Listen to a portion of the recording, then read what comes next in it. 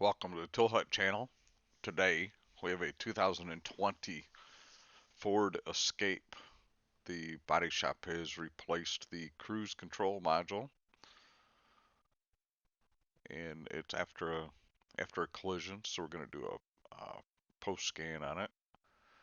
We're going to set up the module and then we're going to align it. So watch and learn. While you got a second, why don't you go ahead and click that like button, subscribe to the channel, hit the bell if you want to be notified when stuff comes out. I welcome any questions or comments you may have down below.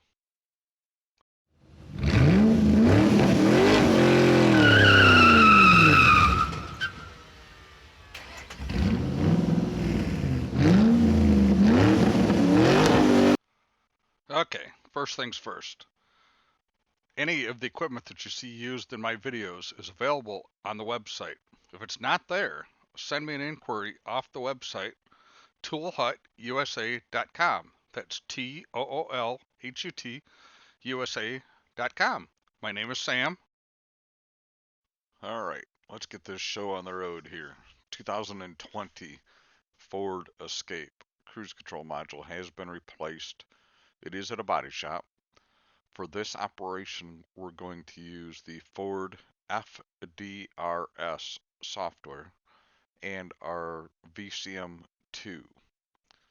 So the whole operation will be done using the FDR software and the VCM2. Watch and learn. Okay, so we have our FDRS software started here. We have to log into it. And I don't know why, but it always tells you there's a new version available. I usually just hit OK. I update it periodically. It's probably the newest car I've worked on in a couple weeks, so I'm going to tell it to read the VIN from the vehicle.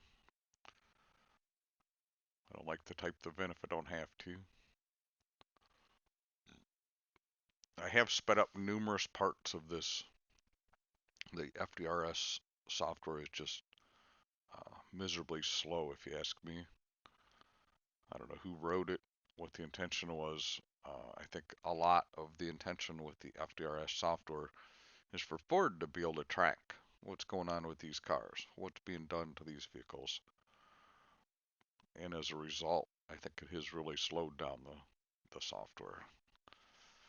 It's made the technicians very inefficient, in my opinion, because you can't just go in, do something, get in, get out, and it'd be done. And I understand that warranty stuff, they want to be able to keep track of some stuff, but this is getting ridiculous. So the cruise control module is what I'm here to do. We can see that it does have lots of codes in other modules. All the orange stuff is codes in other modules. But like I say, I was called here to do the cruise control module. So the first thing I'm going to do with the cruise control module is just run a self-test on it. I like to know what kind of codes I got in it. Make sure I don't have any circuit codes, performance type codes, stuff like that. So I'm just going to run this self-test on the cruise control module before I do anything. This is one of the areas that I have sped up. So if you're used to using FDRS and this seems to move a lot faster than FDRS, that's why, because I sped it up. So I have a vehicle identification number code.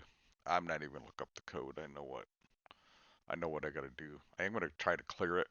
Let's see what happens.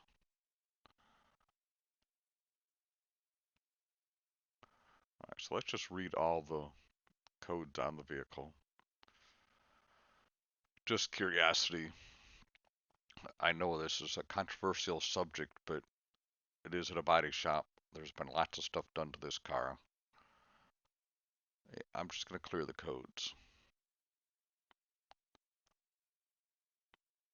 When you got that many codes, it's hard to try to do a whole lot. So it has reran the test for the self-test. we do have a module with a code in it. It's not the cruise control module. It's the audio control module. Very little concern of mine. So I am going to retest the cruise control module just to make sure the code didn't change. I fully expect it to still have the vehicle identification number code, but it has cleared the codes in the other modules. So let's just make sure it didn't pop up with something else. And it didn't. So let's go back to our toolbox, and we're going to run the programmable module installation function. You have to download what you want to do, and then you got to run it. So we're going to run it. Again, I don't know who wrote this software, but it obviously wasn't for technician efficiency. I don't know if it's like this at the dealer or not. I'm assuming it is. We got to continually log in. It again tells me there's new software available or whatever. Wants the ignition off. Wants to know if the original module's installed. It is not. So it says turn the ignition on with the engine off. So it's checking the module for files in it, stuff like that. So it says updating module configuration. I'm just gonna let it do its thing here. I'm not gonna over analyze what it's doing here. Turn the ignition off. It says the application is finished. Press OK to continue.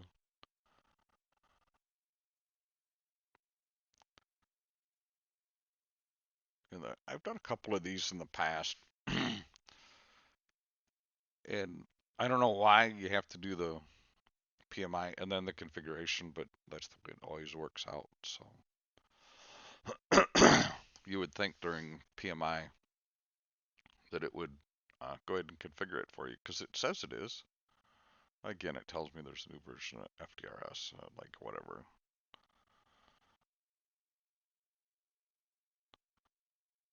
Keeping some of the software up to date is just crazy.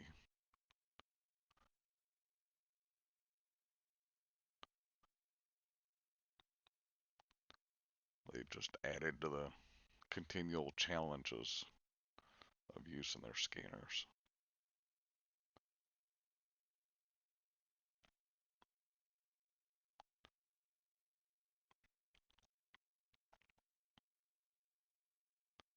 Let's the ignition off again.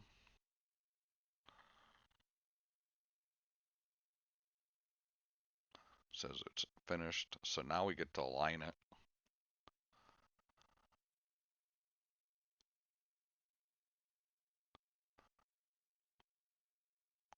So we're just going to run the self-test again, just to make sure we don't have any code after programming. Vehicle is running. As you notice, the voltage came up, so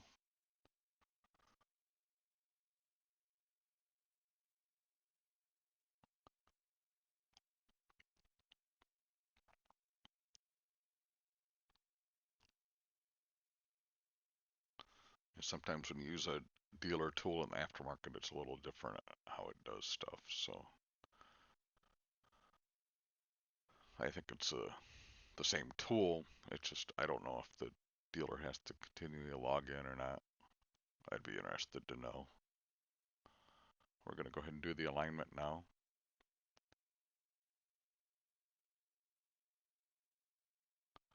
This is so we want to select the function center alignment or accent. That's a silly question.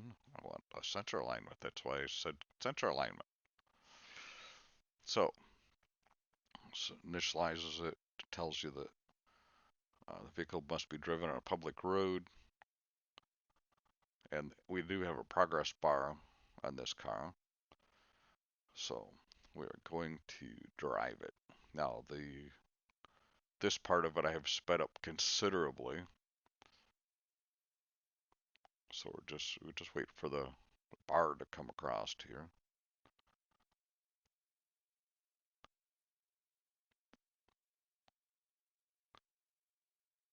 We just take it. We're just driving it down a road, and we do find that these work best on a 2-lane road or something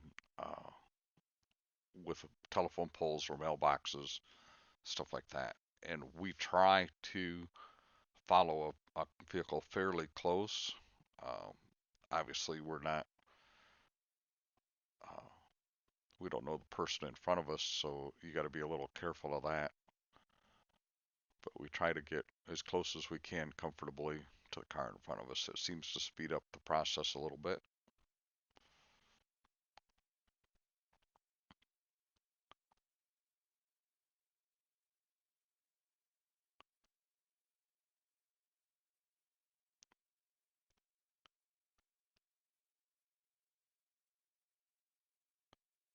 And there we go. Where it says completed successfully.